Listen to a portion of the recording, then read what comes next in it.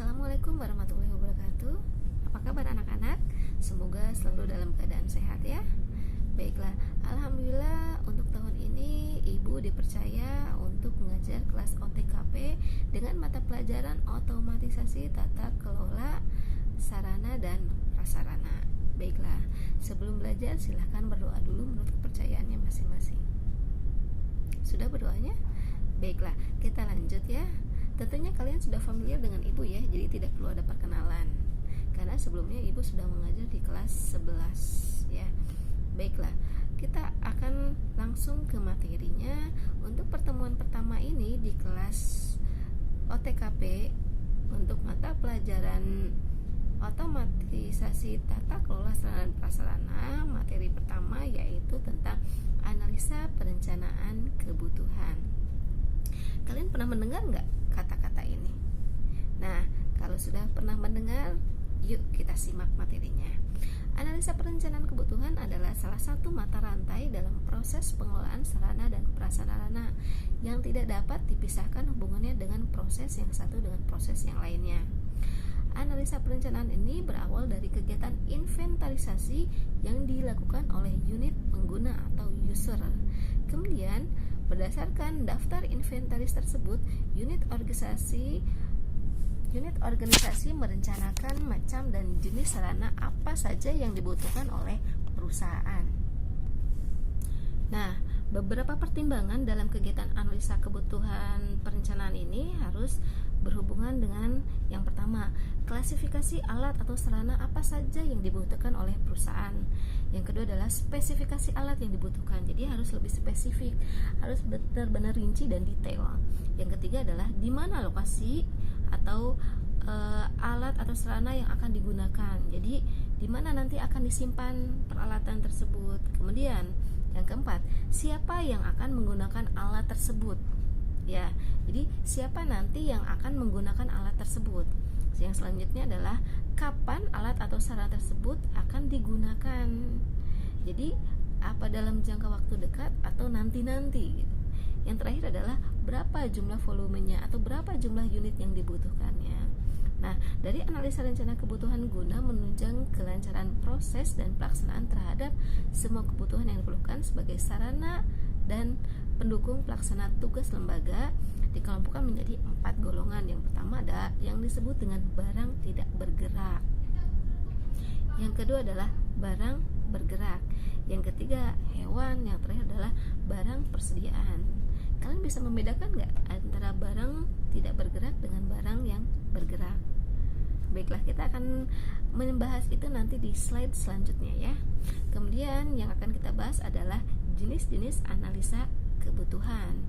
Yang pertama adalah analisa kebutuhan kualitatif. Analisa kualitatif ini adalah suatu rangkaian kegiatan pengelompokan keterangan atau informasi tentang jenis kegiatan yang terdapat dalam suatu organisasi. Nah, biasanya untuk memulai kegiatan tersebut, informasi apa sih yang dibutuhkan? Yang pertama adalah sarana atau perlengkapan apa saja yang masih ada. Jadi nanti akan ada bagian untuk mendata perlengkapan atau sarana apa saja yang masih ada dan masih bisa digunakan. Yang kedua, bagaimana kondisinya, baik atau jelek, harus diperbaiki atau tidak, atau malah harus dijual, tidak dikilo ya.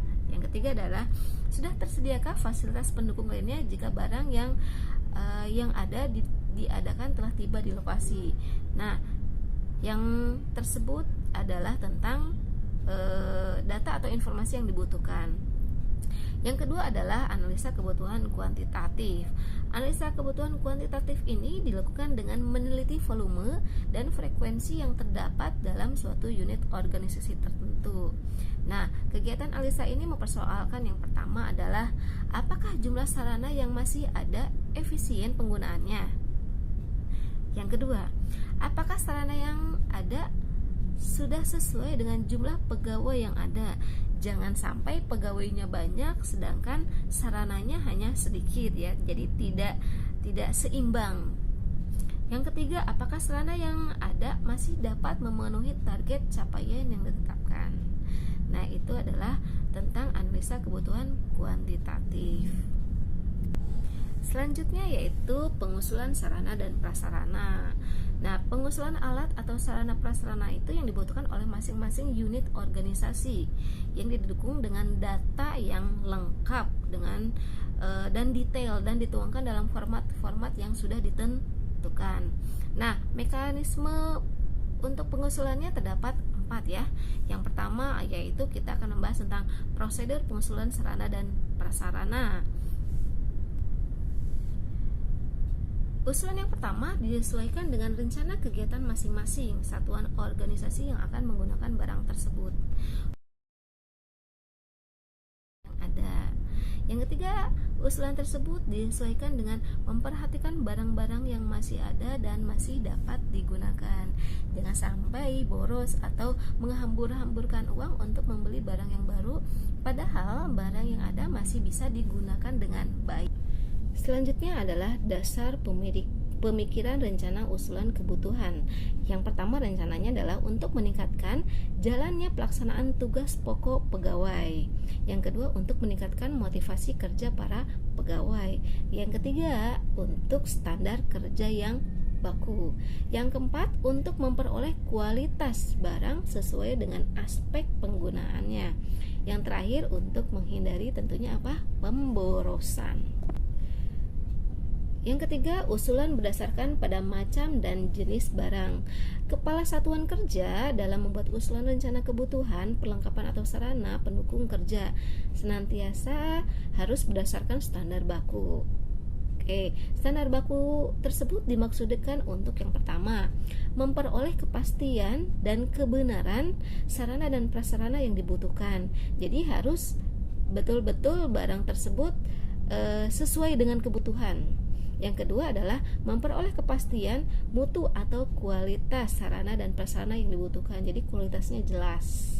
Yang ketiga adalah memperoleh kepastian jumlah sarana dan prasarana yang dibutuhkan. Yang terakhir adalah memperoleh standarisasi dan normalisasi terhadap sarana dan prasarana yang dibutuhkan.